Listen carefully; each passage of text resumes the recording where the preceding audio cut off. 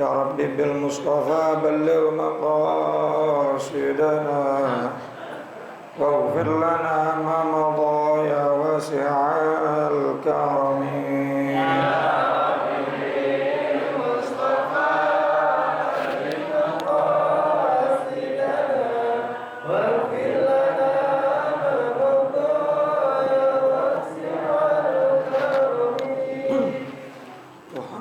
سيد الكونين والثقلين والفريقين من عرب ومن عجم يا حبيبي المصطفى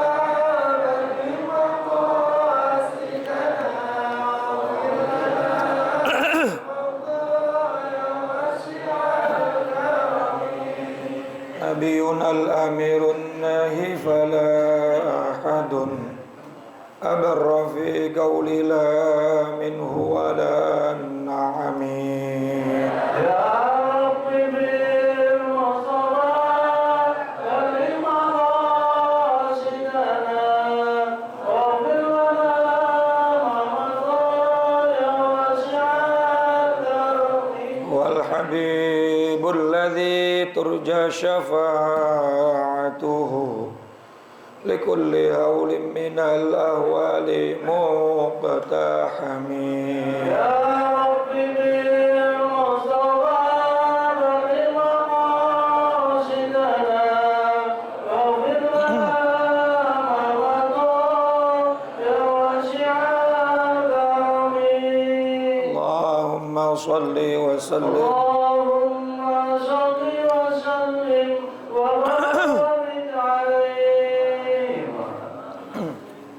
Bismillah, alhamdulillah alladzi bi ni'matihi tatimmus salihah wa bi fadlihi tanzilul barakah wal karamah wa bi rahmatihi taghfirudz dzunub wal khatiyah.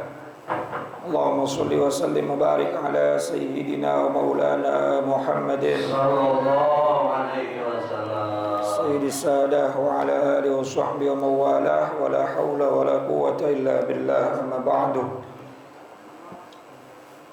Hadratil Mukarram yang mulia para alimil ulama, wabil khusus guru-guru kita Kiai Haji Dr. Andes Muhammad Ja'far, Kiai Haji Ahmad Habibi Abdul Rashid Ramli, Kiai Haji Farah Furqan Mukarrabin Yusuf Mata'anallahu fituli hayatihim, pengurus Majelis Ta'lim Ukhuwah Islamiyah Bapak Haji Basroin dan Ustadz Haji Muhammad Tahir, pengurus Masjid Babur Rahim Bapak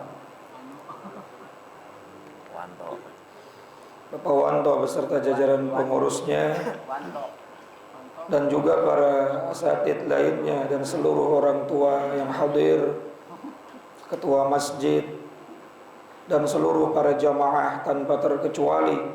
Mudah-mudahan semuanya dimuliakan oleh Allah Subhanahu wa taala. Amin. Tanpa berpanjang kalam, mari sama kita lanjutkan kembali pembahasan kitab kita. Dalam pembahasan kitab Qamiturian ala Manzumati Syu'abil Iman, namun kembali kita baca suratul Fatihah. Mudah-mudahan apa yang kita pelajari menjadi ilmu yang manfaat, dan hadirnya kita di majlis ini menjadi sabab wasilah turunnya rahmat dan ampunan Allah buat kita semua, sehingga kita tidaklah bangkit dari tempat duduk kita kecuali dosa-dosa kita diampuni oleh Allah Subhanahu wa taala. Al-Fatihah bil qabul wa ila hadratir Rasul ala hadhihi niyyah wa ala kulli niyatin salihah wa ala man nawa salafus salih wa ila hadratin Nabil Mustafa sayyidina wa habibina wa syafi'ina maulana Muhammadin وعلى آله وأزواجه وذريته وآل بيته الكرام. نخص خاصة لحضرة مؤلف الكتاب سيد الإمام زين الدين بن عبد العزيز المليباري الفناني وسيد الشيخ نواو بن عمر الجاوي البندني ووصولهما وفروعهما وذوي الحقوق عليهما أجمعين أن الله يعلي درجاتهم في الجنة ويعيد علينا من بركاتهم وأسرارهم وأنوارهم وعلومهم ونفعاتهم في الدين والدنيا والآخرة وإلى أرواح والدينا وآبائنا وجميع المسلمين والمسلمات والمؤمنين والمؤمنات الأحياء منهم والأموات وإلى حضرة النبي الفاتحة. أعوذ بالله من الشيطان الرجيم. بسم الله الرحمن الرحيم. الحمد لله رب العالمين الرحمن الرحيم مالك يوم الدين. إياك نعبد وإياك نستعين. اهدنا الصراط المستقيم صراط الذين أنعمت عليهم غير المغضوب عليهم ولا الضالين. بسم الله الرحمن الرحيم. قال المصنف رحمه الله تعالى ونفعنا بعلومه وأمدنا بأسراره في الدارين آمين. والشعبة الثالثة والسبعون. Dan adapun cabang iman yang ke-73. Betul ya? Minggu lalu kita bahas 72 adalah memiliki sifat ghairah. Cabang imannya adalah memiliki sifat ghairah, cemburu. Lawan sifatnya adalah dayus, cuek, bodoh amat. Nah, kalau sifat imannya adalah ghairah, laki-laki kudu punya sifat cemburu sama istri, punya sifat cemburu sama anak perempuan. Kalau cuek-cuek aja ya dosa, bahkan hukumnya dayus nanti. Apalagi sudah terlihat indikasi-indikasi mengarah kepada perzinahan. Lalu dia biarkan saja itu anak perempuannya, biarkan saja istrinya tanpa ada sedikit pun rasa ghairah. Maka meskipun dia tahajud, meskipun dia melaksanakan ibadah kepada Allah, kemarin kita bahas tuh, haram cium wangi syurga. Ya, wallahu ta'ala kataba ala babil jannah anta haramun ala dayuth. Kalau Bapak masih belum yakin, 85 paling bawah tuh. Ya. Allah menulis di atas pintu surga, surga itu diharamkan bagi orang yang memiliki sifat apa? Dayuth. Dan ini senada dengan firman Allah, ku anfusakum wa ahlikum nar, jagalah dirimu, diri kalian dan keluarga kalian dari sentuhan api neraka. Makanya laki-laki itu berat tanggung jawabnya. Ibu-ibu kalau suaminya cemburu, jangan marah-marah, Bu. Ya memang wajib.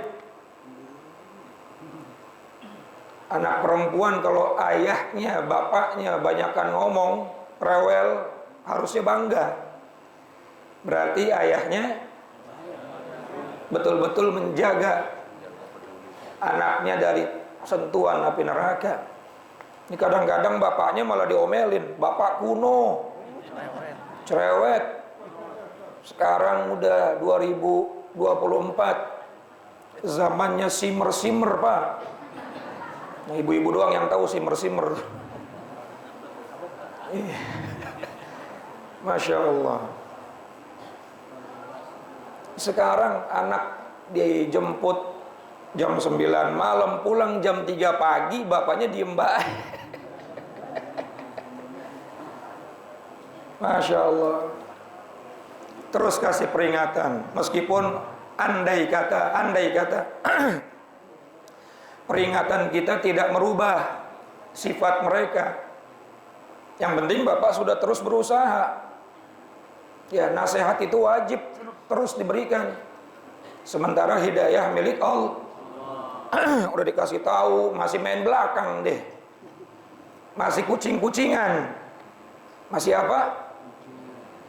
Cari celah supaya nggak ketahuan. Bapak nggak dosa, yang penting udah berusaha. Yang dosa itu yang membiarkan. Sama sekali nggak ada nasihat. Sama sekali nggak ada apa itu? Kucing. Sama sekali nggak ada peringatan. Kalau sudah diperingati, sudah berusaha sedemikian rupa, kecolongan juga misalnya, ya nggak dosa. Kan kemarin juga dibahas ya. Ad-dayus walladzi yardha bil qabih ala ahli. Dayus adalah orang yang ridho, rela dengan kejelekan yang menimpa daripada istri dan anak perempuannya. Sementara idza lam ya'lam, kalau dia nggak tahu, maka tidak masuk dalam kalimat dayus. Ini udah tahu kemudian ridho. Pak, anaknya besok saya mau bawa kemana? Ke puncak. Ya udah, yang penting selamat ya. Selamat ya. Selamat lah. Iya, kepalanya selamat. Tangannya selamat. Kakinya selamat, perutnya kagak selamat. Nggak ada yang benjol, perutnya yang benjol. Nah itu kan ridho, berarti dia sudah tahu kemudian apa? Ridho. Tapi kalau nggak tahu, maka dia tidak termasuk dalam kategori dayus. Nah kita lanjutin, dayus sudah beres dah. Mudah-mudahan kita nggak termasuk laki-laki yang dayus. Ya Rabbal. Tanya dulu, ya. itu gairah kan di dalam keluarga kita istri, Ya. anak kita. Nah kalau belum jadi istri masih pacaran, nah, termasuk nggak itu? Termasuk gairah kepada wanita mukminah. Ya kita sesama saudara muslim ngelihat perempuan ya gimana ya? Kalau pakai pakaian seksi dan lain sebagainya, sementara kita nggak bisa nasehatin orang lain dengan ekstra, maka minimal doain biar dapat apa? Hidayah. Nah, gairah itu juga termasuk. Tapi spesifiknya kepada keluarga. Kalau sesama muslim belum nikah ya cukup cemburu dalam kategori, dalam konteks dia tidak redha dengan kemaksiatan sesama muslim kalau dia berbuat maksiat. Andai dia berbuat dosa, berbuat maksiat, kemudian kita calonnya nih baru calon ya, nggak tahu atau kita tahu tapi nggak punya kuasa, ya kita nggak dosa, orang calon belum. Andai kita tahu dia berbuat dosa, berbuat maksiat, ya sementara si laki-laki ini baru calon, nggak punya kapasitas untuk mencegah seperti seorang suami. Dia cuma bisa nasehatin, cuma bisa ngedoain doang, ya sudah nggak masalah. Tapi kalau seorang ayah kepada anak perempuannya, seorang suami kepada istrinya, ya itu lebih berat bebannya, tanggungannya. Wasyu'batut tsalitsatu was-sab'una, dan adapun cabang iman yang ke-73, al-i'radu an lawil kalam, yaitu berpaling dari perkataan yang tidak berguna. Berpaling dari perkataan yang tidak berguna. Mohon maaf suaranya masih serak-serak hancur. Masya Allah. Biasa Pak, banyakkan konser. Qala Rasulullah sallallahu alaihi wasallam, Nabi sallallahu alaihi wasallam bersabda, "Man kana yu'minu billahi wal yaumil akhir falyakul khairan aw liyasmut." Rawahul Bukhari wa Muslim. Nabi SAW bersabda, barang siapa yang beriman kepada Allah dan hari akhir, maka hendaklah ia berkata yang baik. Kalau nggak bisa berkata yang baik, maka lebih baik diam. Ini termasuk cabang iman. Mengaktualisasikan iman kita dengan cara mengucapkan sesuatu ucapan yang baik-baik, perkataan yang baik-baik, minimal tidak menyakiti orang, tidak menyinggung orang, tidak berdusta, tidak memfitnah, tidak berghibah. Kalau nggak bisa, maka lebih baik diam. Dan berkata yang baik dengan diam ini, itu pahalanya sama, Pak. Karena yang namanya ibadah itu bukan cuma melaksanakan satu hal, tapi meninggalkan maksiat pun termasuk ibadah. Bapak udah mau ngomongin orang nih, terus Bapak tahan, Bapak di pahala juga. Diemnya dapat pahala ketimbang lolos. Khatam orang diomongin, Quran gak hatam-hatam, orang hatam semua dari A sampai Z, sampai nomor kolornya tahu. Kepo banget ya. Aiman kana yu'minu imanan kamilan, yakni barang siapa yang beriman dengan iman yang sempurna, billah, kepada Allah, wa yaumil qiyamah, dan kepada hari kiamat, falyatakallam, maka hendaklah ia berkata, bima lahu fihi manfa'ah, perkataannya itu adalah perkataan yang bermanfaat, kakalimatil haqqi, seperti kalimat-kalimat yang benar, inda zalimin, di depan orang zalim, auliyaskut, ataupun hendaklah dia diam, amma la manfaata lahu fi, dari perkataan yang tidak ada manfaat baginya. Wa qala rajulun li ba'dil 'arifin, seorang laki-laki atau seorang imam dari kalangan arif billah, orang-orang yang ahli ma'rifat, berkata, ausini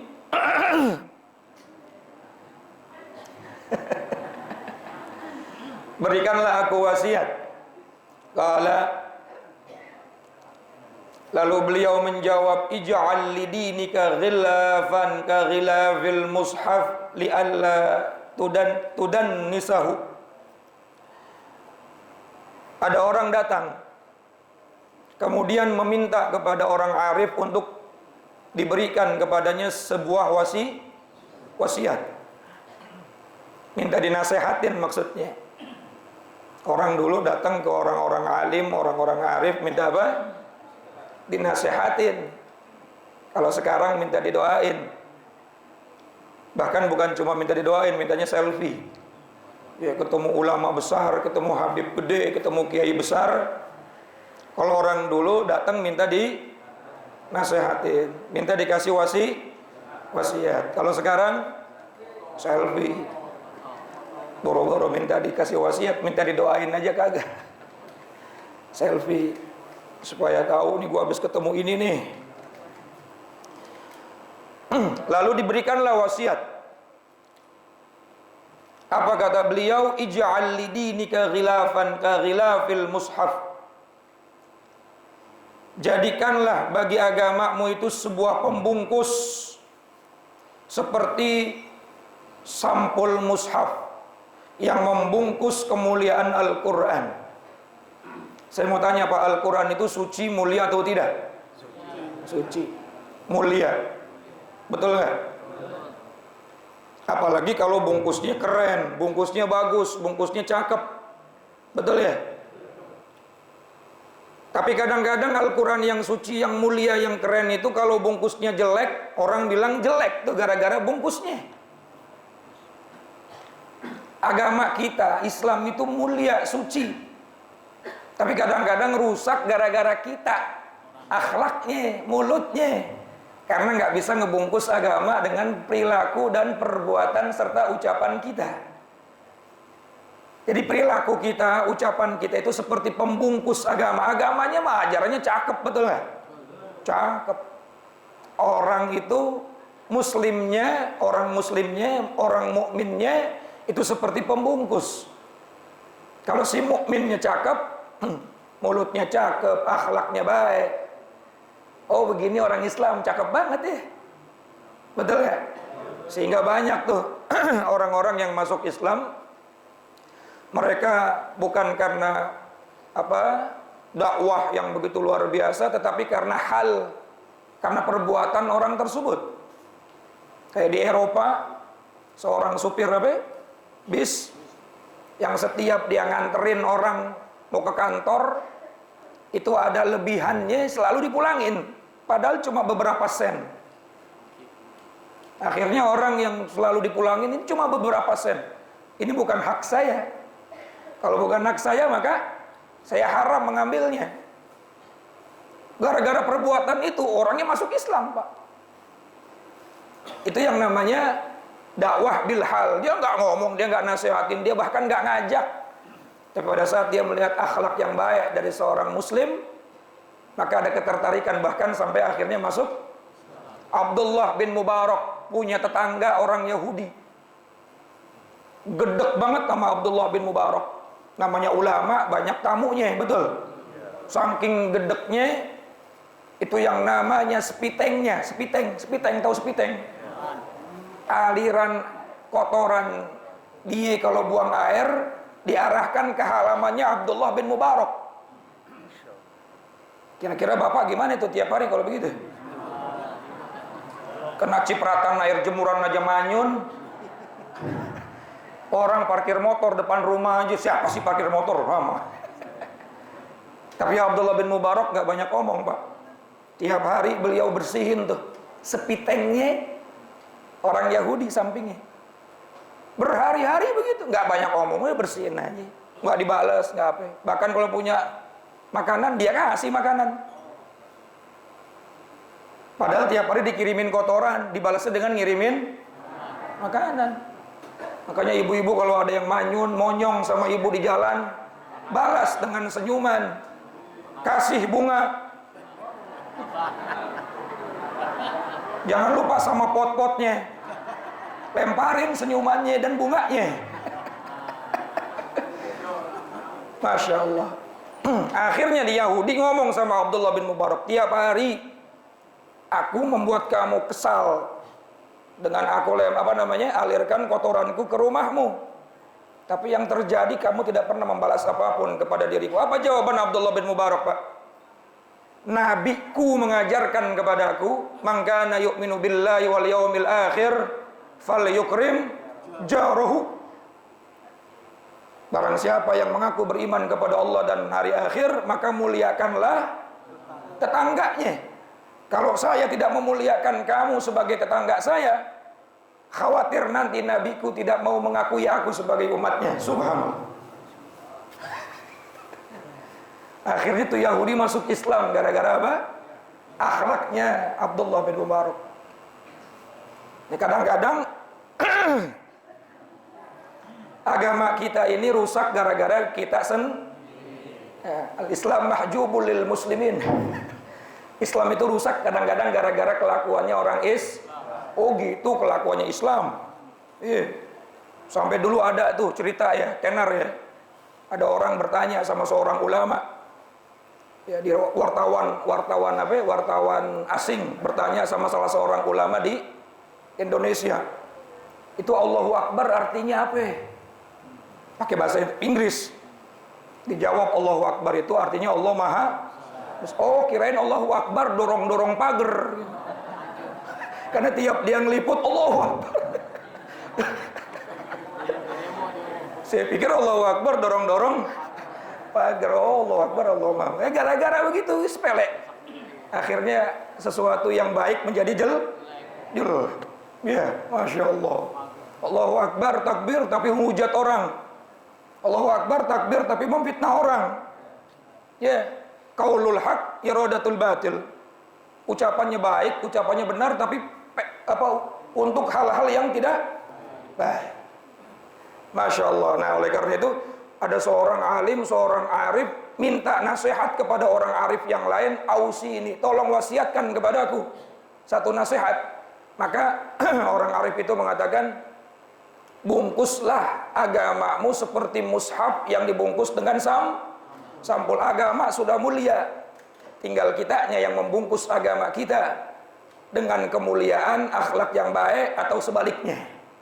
Ya, kalau agama kita udah mulia, Islam itu ya'lu wa la yu'la alaih, gak bakalan hilang kemuliaannya. Cuma kitanya yang kadang-kadang bikin Islamnya menjadi nilainya buruk di hadapan orang lain. Wallahu a'lam bishawab. Assalamualaikum warahmatullahi wabarakatuh.